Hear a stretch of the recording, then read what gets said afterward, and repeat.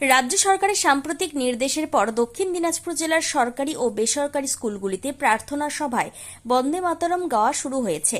রাজ্যের স্কুল শিক্ষা দপ্তর 2026 সালের 14 মে নির্দেশিকা জারি করে জানায়, রাজ্যের সমস্ত সরকারি, সরকার পোষিত, সরকার সহায়তা প্রাপ্ত এবং স্বীকৃত বেসরকারি স্কুলে প্রতিদিনের প্রার্থনা সভায় ক্লাস শুরুর আগে বন্দে মাতরম গাওয়া বাধ্যতামূলক।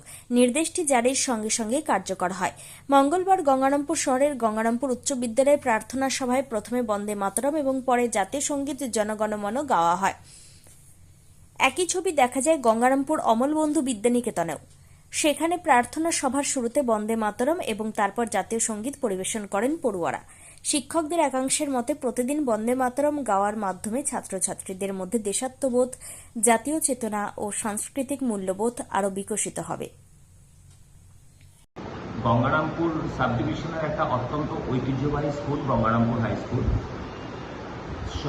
নতুন সার্কুলার, গভর্নমেন্ট সার্কুলার আসার পর থেকে আমাদের স্কুলের সবার প্রথম বন্দে মাতরম এবং তারপর জাতীয় সঙ্গীত গাওয়া হয় প্রত্যেকদিন প্রেয়ার লাইনে। প্রেয়ার অ্যাসেম্বলির সময় হয়।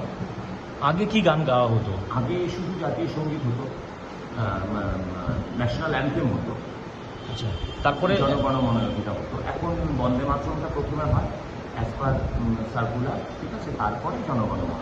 এই গান গাওয়ার ক্ষেত্রে কি কোনো অসুবিধা বা না, ছাত্রছাত্রী এটা অসুবিধা হওয়ার বিষয় নয়। এতে শুরুর দিকে এই যে দুটো গান করছি আমরা, এতে ছাত্রদের দেশপ্রেম, চরিত্র গঠন থেকে শুরু করে শৃঙ্খলাবোধ আরও ভালোভাবে তৈরি হচ্ছে, চরিত্র গঠন হচ্ছে। তো যথেষ্ট ভালো একটা দিক, যথেষ্ট ভালো ব্যাপার। কি মনে হচ্ছে এটার ফলে সুফল তো আসছে নিশ্চয়ই? একদম একদম ছাত্রদের মধ্যে শৃঙ্খলাবোধ, স্বভাবতের শিক্ষা আরেকটু ভালো হয়েছে, ওরা ধীর স্থির হচ্ছে দেখতে পাচ্ছি। ভালো। কতটা প্রয়োজন ছিল বলে মনে করছেন এটা? আমি এটার পক্ষপাতী। এটা খুব ভালো, এটা খুব ভালো হয়েছে, এটার পক্ষপাতী। স্যার, আপনার নামটা এবং রাহুল দেব বর্মা, প্রধান শিক্ষক গঙ্গারামপুর উচ্চ বিদ্যালয়। বলছিলাম স্যার, আপনার কোন স্কুল এবং এই যে কোন কোন প্রথমে স্কুলের শুরুতে কোন কোন গান আপনাদের স্কুলে গাওয়া হচ্ছে? এটা আমাদের দমদমা অমলবন্ধু বিদ্যানিকেতন, গঙ্গারামপুর সদর চক্র।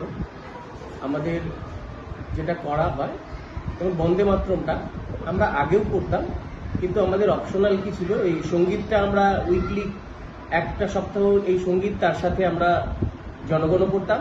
আবার এক সপ্তাহে আমাদের একটা প্রার্থনা সঙ্গীত, যেটা বিশ্বপিতা তুমি হে প্রভু, এটা করতাম। আর তার সাথে আমরা ন্যাশনাল অ্যান্থেমটা করতাম।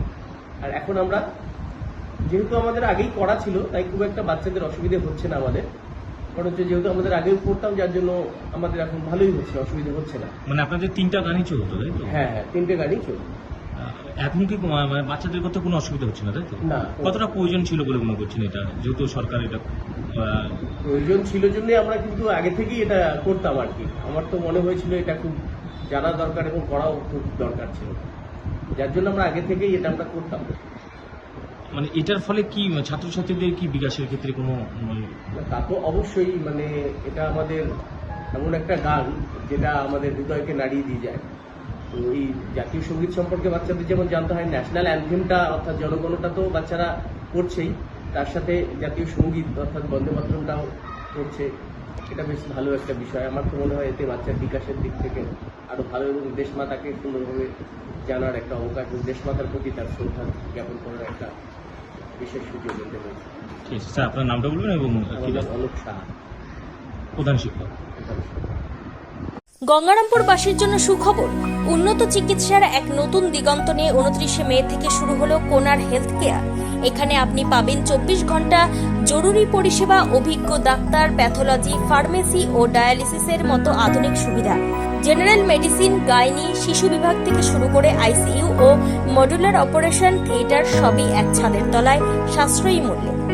আপনার ও আপনার পরিবারের সুরক্ষায় আমরা আছি দিনরাত সবসময়। ঠিকানা Jyoti Basu road, Subhashpally, ward number 16, Gangarampur.